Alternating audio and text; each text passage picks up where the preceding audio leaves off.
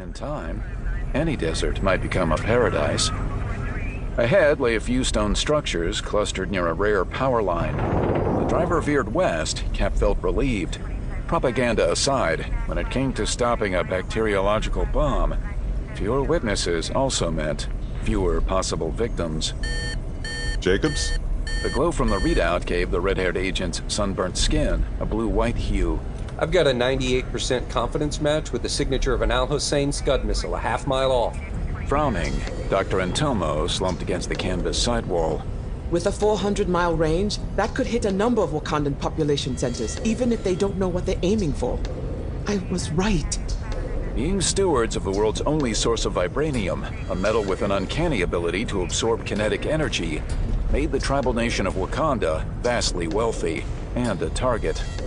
Rogers understood more than most why a large portion of its wealth was spent keeping its exact location a secret. His own shield was fashioned from an accidental combination of vibranium and an iron alloy. He leaned toward Dr. Antelmo. If it weren't for you, we'd still be back in the helicarrier thinking this was just a bluff. Usually poker-faced, she gave him a slight smile. The look of her brown skin and sharp eyes against the olive green of the borrowed fatigues suited her gravitas. I'm still disappointed.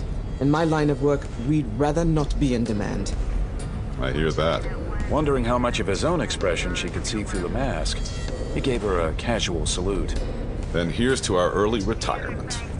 Being a subject matter expert on a military op was always a dicey proposition, but she was no lab jockey. Great niece of Wakanda's royal champion, Ntomo, Nia Ntomo had done plenty of her own field work with the AIDS epidemic in Swaziland and Ebola outbreaks in West Africa.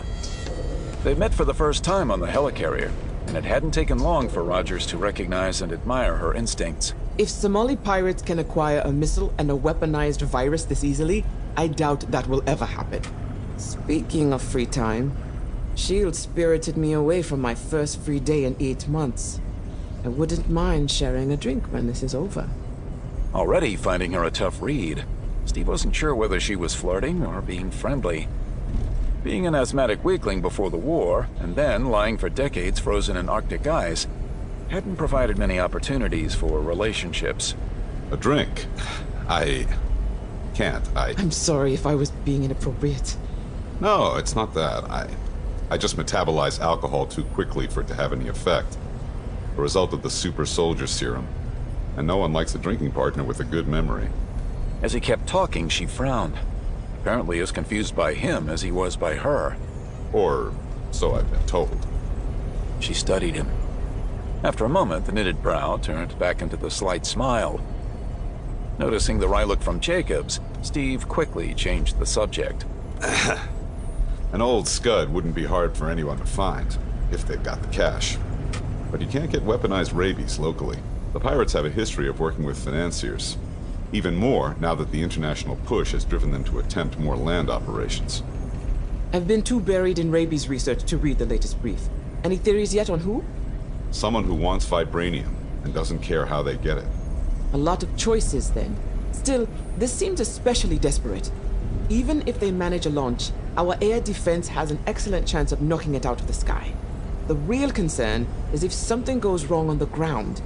The 3 of us have been vaccinated, but given the high cost and the lack of an actual cure, an airborne rabies epidemic would devastate the local populace. And we can't even be certain our vaccine is effective until we identify the strain. Which is why I'm here to neutralize any resistance while you and Jacobs secure the payload for transport. Or if possible, nullify the virus on site. We're expecting 15 or more armed guards. I assume you're all right with those odds. Actually, it's not really fair to the guards, Doctor. The name is Nia. Steve. And I make it a point never to disappoint a top 10 epidemiologist. Top 5, actually. Steve. He liked the way she said that, as if correcting poor grammar. As top of my class at interpreting beeps and flashing red lights, I need you both to know we're within 50 yards of the target. Are we all set to handle the virus, Doctor? Incineration would be best, but as long as it's still outside the human body, UV irradiation will suffice. She raised what looked like an unusually large spotlight gun. And this provides a much more concentrated blast. If there's any sign the virus has been released, the hazmat suits...